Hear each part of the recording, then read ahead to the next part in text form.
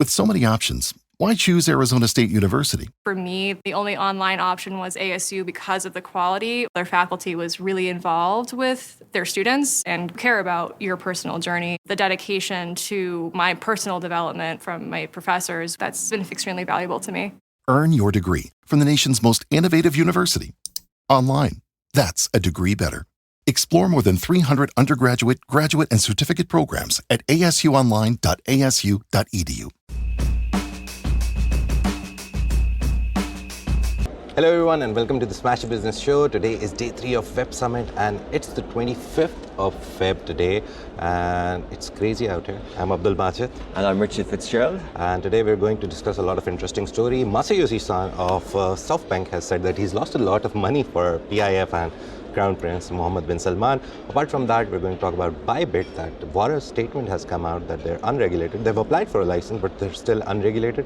And lastly, we're going to discuss why Mohamed AlAbbar, Emaar Properties, is bullish on the Egyptian market. Yeah, lots to talk about. You know, there's so much buzz in Qatar and there's so many headlines, so many press releases, but there's also lots happening in the region. But let's just recap yesterday. So, Majid, there's 25,000 people that's going to pass through the doors. I think the headline was over 25,000 and it was busy all day. Yet, at 4:20 p.m. when Will Smith went onto the stage, interviewed by Jay Shetty, it was like a rock star was in town. Yeah. Everyone went to the stage, it was so busy. There was that loudness throughout. We tried to get in before and it was just very, very busy. And then right after him, Malcolm Gladwell, I had a bit of a starstruck moment because I was in the speaker's lounge before. Malcolm Gladwell was there, and I've listened to, I think, at least 3 of his books. Nice. And just quite a renowned thought leader and thinker.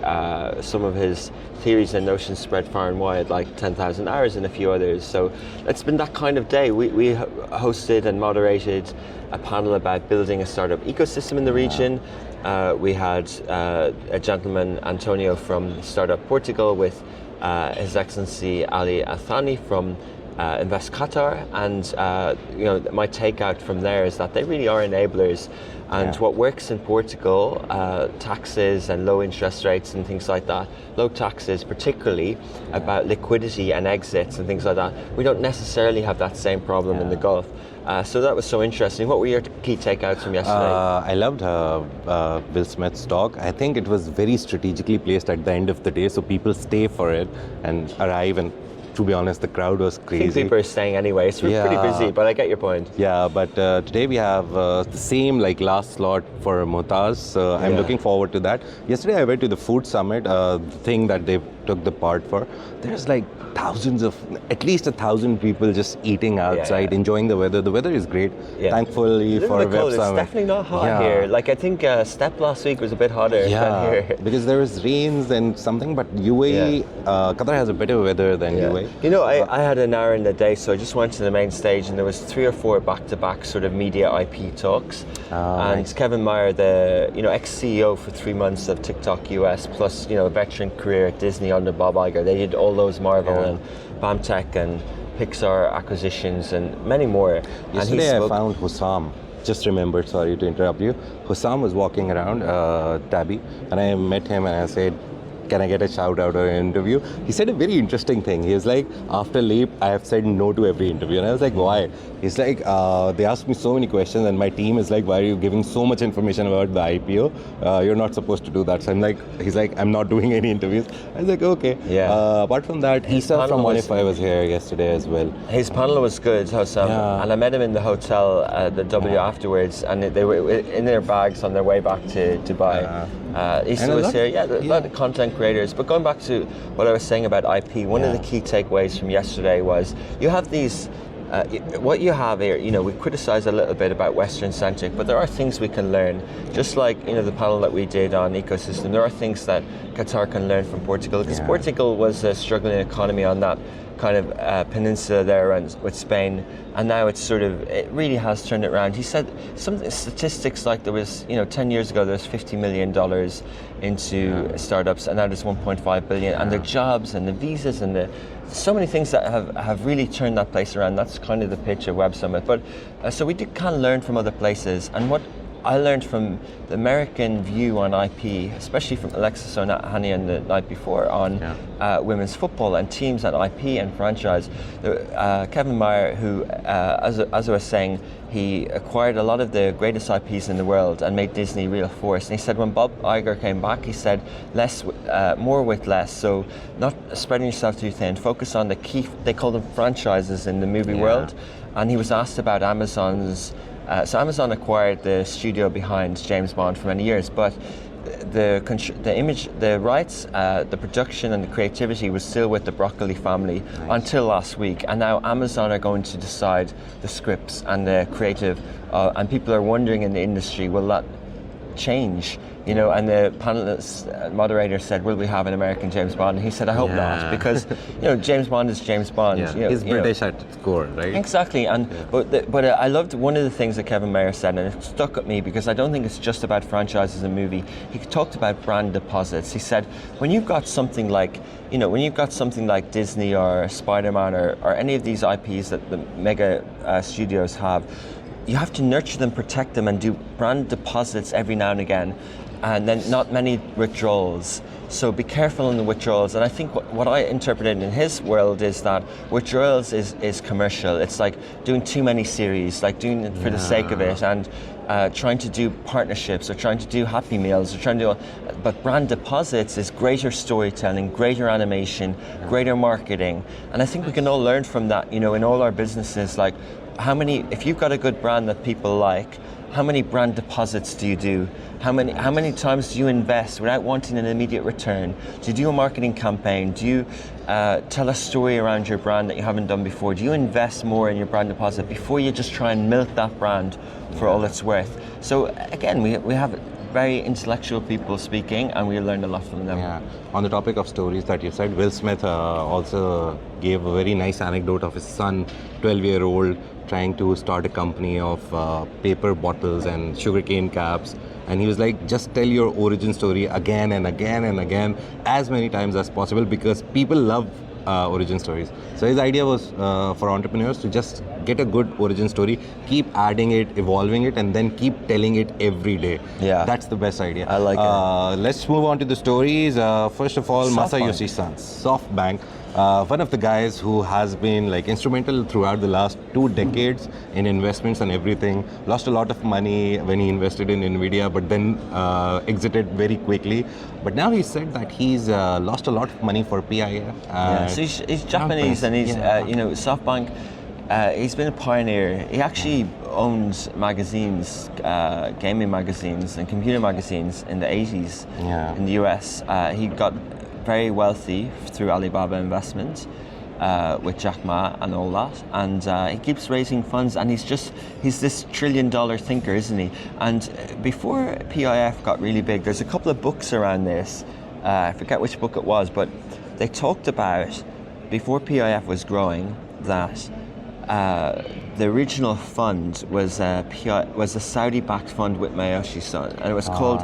There's a fund. There's a name of it. Vision Fund. Vision Fund. Yes, Was that Vision exactly? Fund, yeah. Well done. So the Vision Fund was what Saudi were going to do, and then when they were like, hang on, why do we give it all to Mayoshi's son, and why do we give it all to Vision Fund? Why don't we create our own PIF? Yeah. So they pulled back a bit, but obviously now, you know, there's no hard feelings, and he's been at FII and he's always there, and he's trying to make his money back. But I think your report showed that he's not the only PIF or Saudi Vision Fund aren't the only Gulf fund who backed Mayoshi's son. Who else did?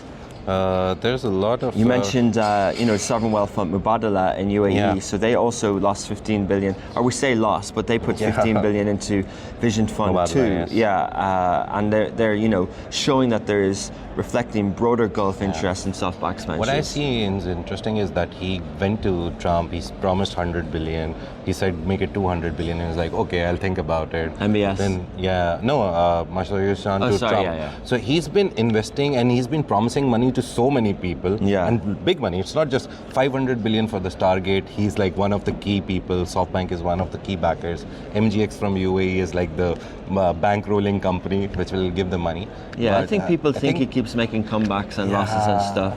He makes big bets. Yeah, I think he needs to start delivering for people as well now. Apart from that, we have an update on ByBit. So ByBit, just to give you a brief outlook of what happened. They lost $1.5 billion in crypto. They were hacked. 300,000 Ethereum were taken. The technicality is very simple. Like you have a cold wallet which you keep in your pocket. It's like a hard storage drive. You keep it there, and then there's the warm drive. These exchanges where you keep your crypto. So some guy tried to transfer his cold storage to warm storage, and in between, some hackers created a false page or something. So one guy had 1.5 billion. No, actually, a lot of people.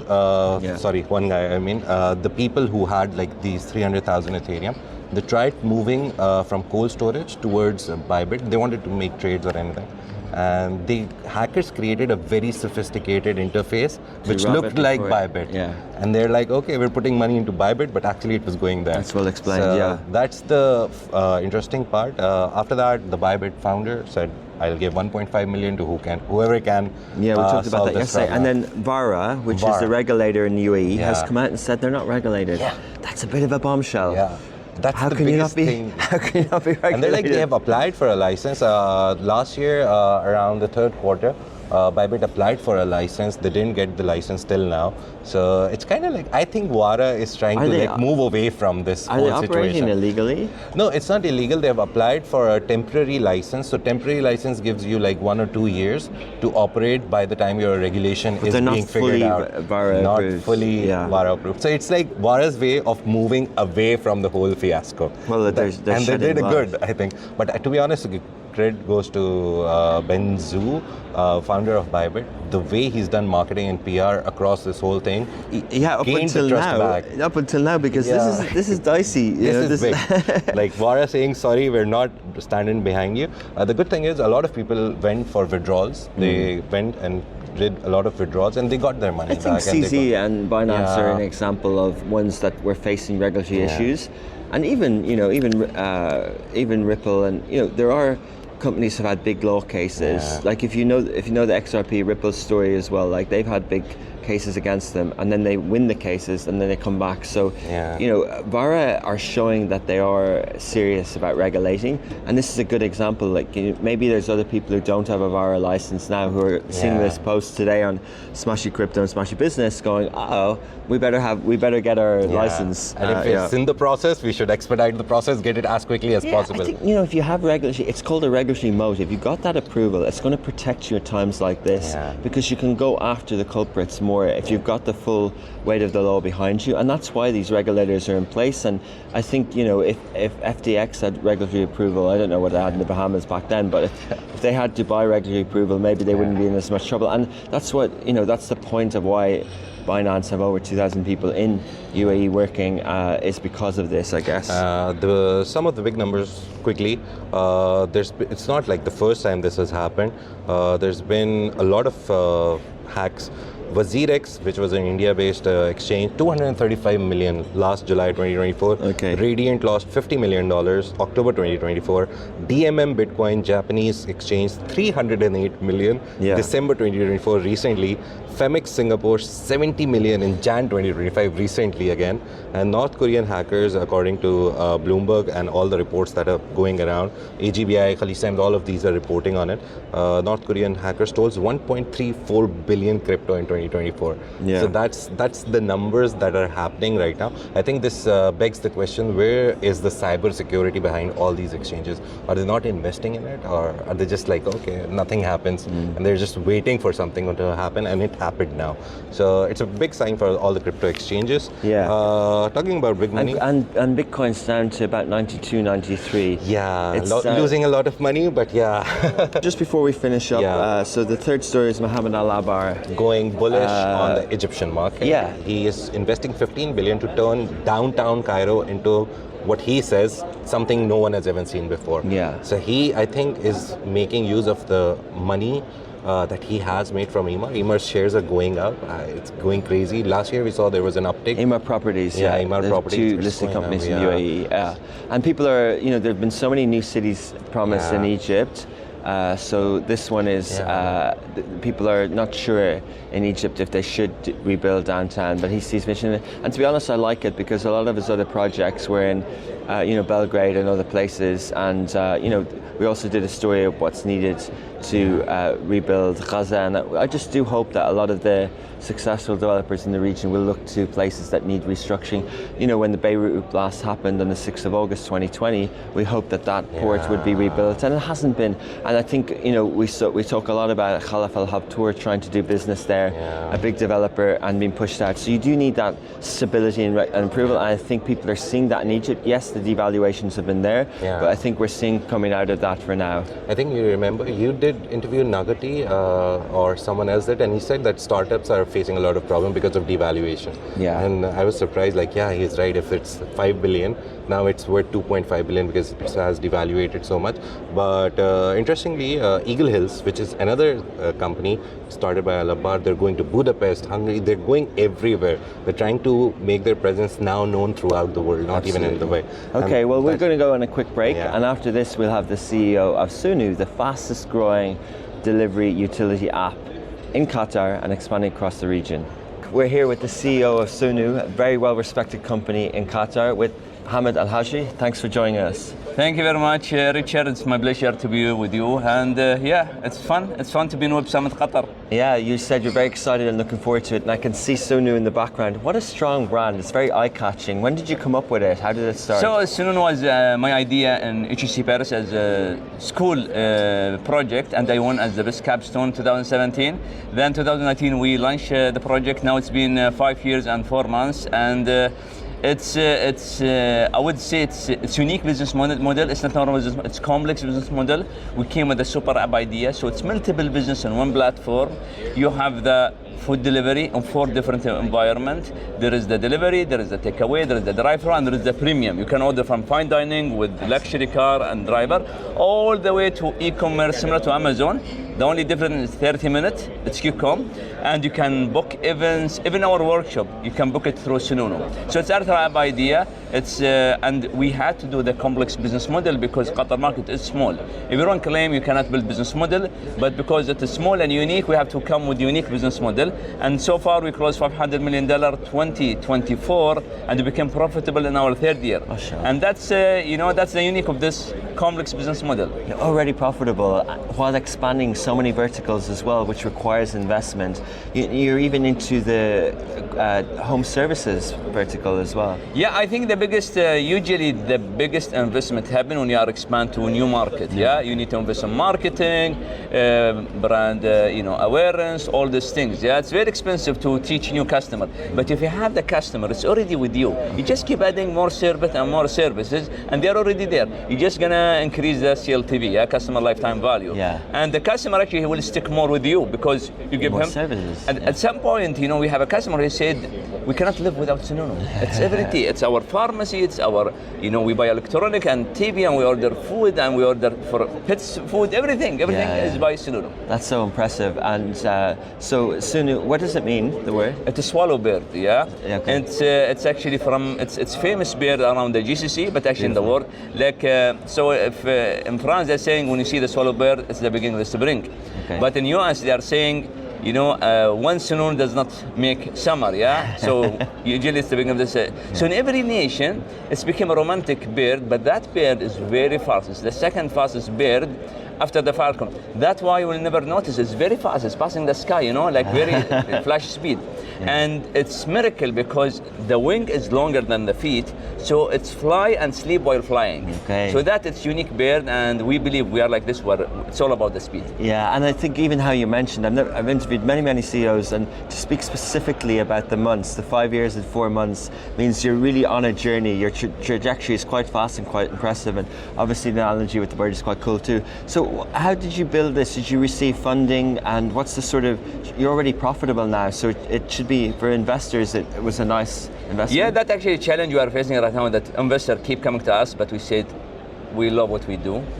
There is zero venture capital on our cap table, and that's how it became strength for us. So actually, there is many startups being successful because they're backed by big VCs. Snoonu is different. Snoonu is being successful because we have the best people around the world. We have 90 nationalities. 60% is ex-unicorns. All of them are here in Qatar. All of them, they love and believe we can do it. We don't need fun to do things. Yeah. And yes, like this morning I was checking Glassdoor. I see a company close funding. $400 million, but the rating Glassdoor is 2 out of 5. Yeah, People yeah. are not happy. So is that fund will solve some culture issue? Well, Snoonu is 4.4. Yeah, we want to make 5, but you cannot satisfy everyone. But that's the thing. If people is willing to do great things and they are ready to fight for it, everything is possible, and that's what Snoonu about. 19 nationality, all of them, and also like we believe in diversity. 50% of our leadership is women, okay. and you have. I think we are one of the biggest companies around the world when it comes to women in tech. Many women engineer, many women product manager. Our head of data science and AI is woman. So this kind of diversity is because you know that's funny thing. Diversity is also about our perspective, yeah? Men will care about the money. What about the woman? She care about customer satisfaction. Yeah? So now we have a team who care about customer more than money, but when the customer is happy, you know, you're gonna create more money, and that's, you know, how it is. Exactly, and I know what you're saying is true because anecdotally I met a gentleman yesterday working at Snoonu in the commercial department, and he's Mexican, and he worked with a competitor, left, and came back. Yeah. Left the country and came back to Snoonu for a second time. So it does show that people do like working there. So what's the expansion plans? What's next? So we are following technology as a service. So our infrastructure when it comes to technology is already been exported out of the country. We don't want to have to go as Snoonu to 5-6 countries and we take that journey. What we done, we're selling our technology to a company in Iraq, company in Saudi Arabia, company in Oman, and let them use our technology. The moment we realize that market is potential, what we do, we're going to acquire that company. There actually, we are talking one company to acquire them. So we just, transfer our technology out of the country. Interesting. And I know you're very busy, but coming up now, we have Ramadan next week, inshallah. How does consumer habits change? Are people ordering at different times, and do you adjust your offering during that month? Yeah, that's actually something we are good at. I mean, that's how we beat international company. We know people's behavior. We know demography. There is people who is not fasting and they like to order at 9 a.m. We are there for them. We increase distance of restaurant. We make sure the selection they want is available. But also we know that minute when iftar time comes, it's matter a lot.